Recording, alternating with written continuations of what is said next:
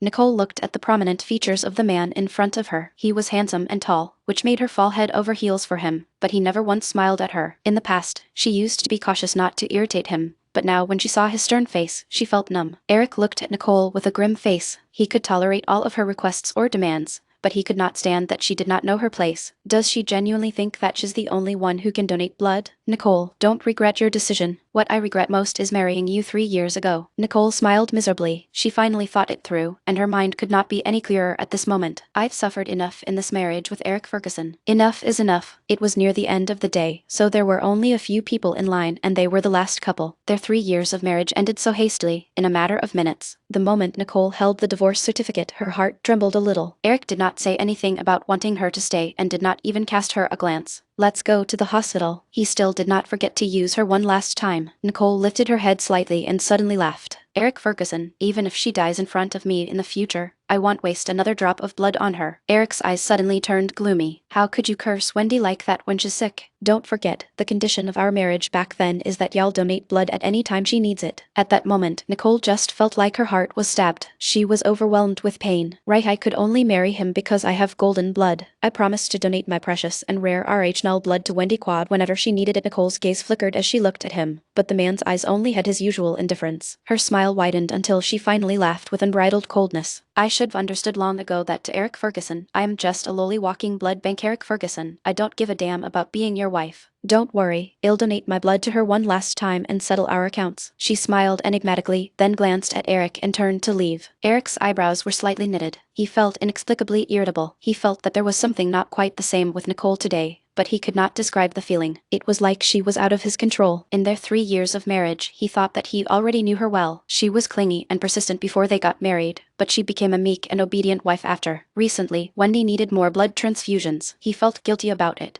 but Nicole had never refused, so he felt more relieved and thought of compensating her in other aspects. Regardless of her initial intentions of marrying him, Nicole was a good wife. Nicole suddenly asking for a divorce annoyed him, but it did not matter. Eric's dark eyes deepened as he got rid of the irritation in his heart. Forget it. She'll naturally come back begging when she can't survive on her own. Before Eric could say anything, Nicole hailed a cab by the roadside and went to the hospital. She found Wendy Quad's VIP ward and pushed the door open.